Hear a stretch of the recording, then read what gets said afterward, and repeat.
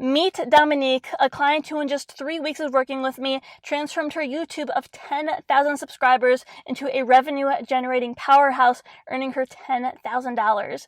How does she do it? By using YouTube to scale her business with an ethical and mindful approach, rather than striving to become some viral influencer. Today, I will unveil a complete guide to scaling your business on YouTube, just like Dominique, my clients, and I were able to do. And this is not about buying ads or chasing a massive following count. It is about authenticity, strategy, and building a community that truly connects with you and your message. Before we jump into the strategies, I want to hear from you. What are your biggest challenges when it comes to scaling your business and your YouTube? Leave a comment down below and let's tackle that together. So the first step in scaling your business using YouTube is to, first off, really master time management. This one comes first because I can give you all the other steps. However, it will create analysis paralysis for you because as YouTubers and as entrepreneurs, our to-do list becomes very long. And so what I recommend is using some tools to help you manage your time and to be more efficient. So me personally, I do really like Asana. If you want me to make a tutorial about that, just let me know. But I use that to manage all my tasks. I organize everything into different projects and I can set a deadline, and they have a really great mobile app. I also recommend having a CRM tool because pretty soon, if you're not already, you'll be getting leads from your YouTube for your business. And so you want to be able to organize your leads. And so there's a bunch of great CRM tools out there to help you keep track of your potential clients and your current clients. So I do recommend that you do your research and you choose the one that's best for you. And I also recommend that you have a nice calendar so that you can keep track of everything that you have in your schedule. And I also recommend that you have tools like Calendly just to help your potential clients or your current clients to schedule times in the slots that you are available. And also when it comes to time management, I really recommend that you cut out distractions. This is what will truly help you to scale. I'm serious. Like so many people, even YouTube entrepreneurs, spend so much time just scrolling on their phones. But something that I did that really worked for me, that literally cleared up like over an hour in my day, is I deleted social media like Instagram and Facebook off of my cell phone. And so I only access those apps on my computer, and that prevents me from falling into the habit of just mindlessly scrolling. I'm telling you, that one is a huge game changer that will open up so much time and will allow you to do these next steps I'm about to guide you through. So that leads me to the second one. The next thing that you must do to scale your business using YouTube is you must master core offer creation. And so look at what you're offering right now. And if you don't have one already, I want you to imagine that your target audience is on this place called Hell Island. And so you want to be crystal clear on their biggest pains. And their goal is to get to Heaven Island. This is where all their problems are solved and they are living their dream life. And so your core offer is the bridge that guides them from that hell to that Heaven Island. And so think, okay, what can I offer to my target audience to help them beyond just YouTube? This can be a course, some type of membership or mastermind. I even do like events, whether they are in person or online. And so I could talk more about that in a second here. But it could also be like any form of digital product. It could be a physical product that you send to them. And so what is your bridge? It could also be something that someone else creates and you're just an affiliate for them. So for example, I do always promote Kajabi because I am one of their affiliates. And so I earn revenue from someone else's product, and that does serve as a bridge for all of you guys who could be on Hell Island and you need a tool to help you to establish your business that you grow with YouTube. And so once you know what your bridge is, in order to master your core offer, you must think, how can I make this irresistible so that when the person on Hell Island hears that, it is an absolute no-brainer? So how can you make your bridge enticing? How can you just show that there's so much value, and how can you prove to that person that when they say yes to taking that bridge, that they will get to Heaven Island? Because a lot of people are just scared. They're scared when someone makes them an offer because they're afraid that, can I really trust this person? Will this bridge really take me to where I want to go? And so you want to make it irresistible by showing that there's value. You want to give them a reason to act now, because a lot of people are just hesitant to taking that bridge, to taking that first step, to making that commitment. Maybe you can add in some bonuses to make it irresistible. Maybe you can add in some form of guarantee or some form of payment plan. Maybe you can just make the return on investment very clear So in other words, just really show them that you are the right leader to take them to that heaven island, because you need to get people to know, like, and trust you. And once they do, then when you have your core offer and they hear it, they will be more likely to say yes. And if you are someone who is making offers on YouTube, I want you to ask yourself, is this a fair exchange of value? Because a lot of YouTube entrepreneurs are actually undercharging for their services, and this is actually a disservice. And I know all of you want to make your stuff accessible, you want to help a lot of people. However, you are in highest service when people actually fully value what you have. Because if they don't fully value it, how can you expect them to do the steps to get to Heaven Island? You're just the one guiding them along the way, but they have to be invested as well. The third thing that you must do in order to scale your business using YouTube is you must master authentic branding and authentic messaging. So branding is the overall look and feel of your channel. And so this is really how you present yourself. This is also like the fonts that you use, the colors, and it's just overall like how people feel when they think about your brand and your channel. Your messaging is the way that you communicate. So this can be just your tonality, just your style. It can also be any stories that you incorporate. And so you want to have very strong branding and messaging so that, again, people can trust you and they can clearly understand what it is that you do. A lot of people aren't crystal clear in their messaging, like on their YouTube videos and on their website, what it is that they do. And so you want to be crystal clear. Less is more and simple is better. And I do recommend that you create a tagline and you even show it to your target audience and they look at it and, they could tell you whether or not it makes sense. And so it's good to always review and refine this. Even myself, I've reviewed my tagline many times because it's constantly evolving and I'm constantly improving it. I was actually part of the mastermind group this morning and I actually adjusted my tagline and here it is right now. And so this was totally different like a year ago. And so again, I encourage you to play with yours. And a good framework is I help type of person to solve problem using specific method so that they can gain some form of pleasure. So that's kind of like the Heaven Island. That's a return on investment. So that's a third step. And the fourth thing that you must do in order to scale your business using YouTube is you must effectively plan your content. And so you want to ensure that your content is in alignment with the person who you are trying to attract. That is the biggest mistake that people make. And again, you don't have to be perfect. Like me, for example, like even some of my very old videos weren't in alignment with the person who I wanted to attract, but I was still able to get customers for my business because, when the right person came across my page and they resonated with me and they could tell I knew my stuff, then they were on board. But you want to create videos that are in alignment with the person who you are trying to attract. And you also want to make sure that it's in alignment with what you're offering in your business. So your landing page, your website will reflect what you're offering and people will come to that landing page from your YouTube videos. And so you just want to make sure that it is in alignment with what you're offering so that you can effectively contribute to their life. And when it comes to creating content on YouTube, I really encourage you to create evergreen content so that 5-10 years from now, people can still benefit from it. They can still come across it in search. And it sounds too good to be true, but you can also hit what I call a Grand Slam YouTube video, where you have a quality video with a call to action to an offer, with search engine optimization, and that gets continual views that leads to sales. Once you hit a Grand Slam, it sounds too good to be true, but leads and sales literally on autopilot. Does that sound too good to be true? Wouldn't that be great? Wouldn't that really help you to scale your business because you posted a video that was maybe 8 to 10 minutes long and years, months on from now, it's still gaining views? And so you want to again post videos that are evergreen.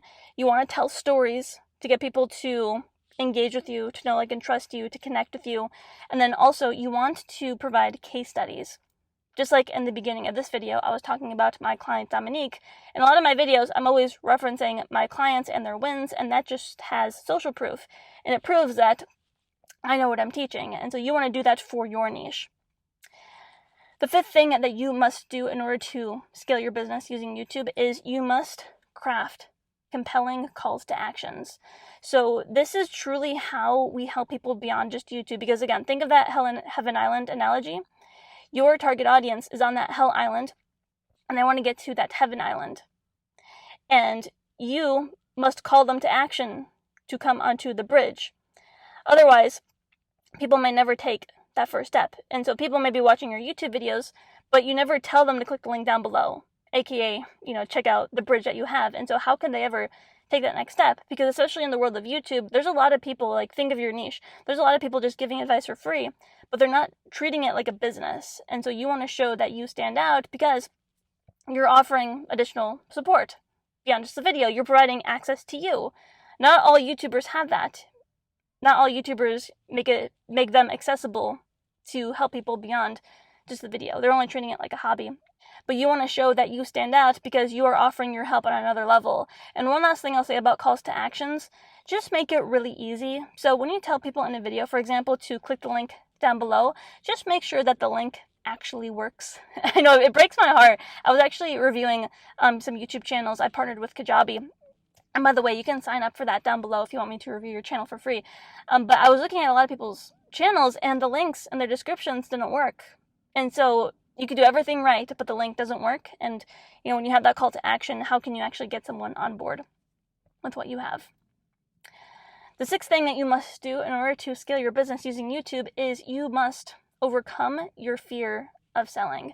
Not everyone has this. However, even people who've been selling for a while, they're still not fully comfortable with it. They're still a little bit scared. And I want you to know that that's normal. And you can still make sales and succeed even if you're a little bit scared. Even me, myself, sometimes, I know I'm not perfect when it comes to selling. No one is. You can't close everyone. And, you have to really realize in order to sell that selling is a service. And when you get out of your head and really center yourself in your heart and remember yourself why you're doing this, then I'm telling you, it will be so much easier to sell, because you have to realize that what you're offering will change people's lives, and you have to be so confident about that. And you will, once you created a really core offer that's irresistible, and once you see the value that it could do for someone, once you see that, oh my God, this bridge that I built can literally transform someone's life, like, I'm telling you, you will become excited to sell, and it won't even feel like selling anymore. So in order to really overcome this, you have to, of course, practice, get your reps in.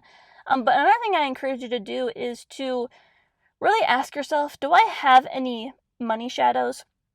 In other words, do you have any money blocks, anything that is causing you to think of money and selling in a negative light?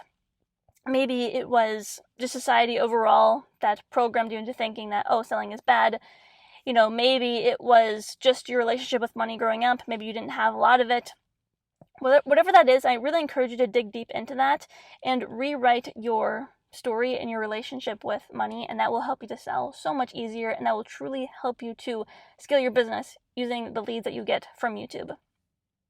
The seventh thing that I encourage you to do in order to scale your business using YouTube is I encourage you to engage in a supportive community. So this has two parts. One, I encourage you to be part of a community with like-minded people who support you, but also I encourage you to build your own community.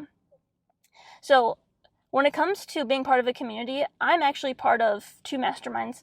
One's an online mastermind and one's in person here where I live in Southern California. And I encourage this because this allows you to collaborate, get peer support, and also just get new ideas. Sometimes we're always in our YouTube, we're always in our business, and we need someone else in order to point things out that are in our blind spots. I say that as I point to my blind spots in this car.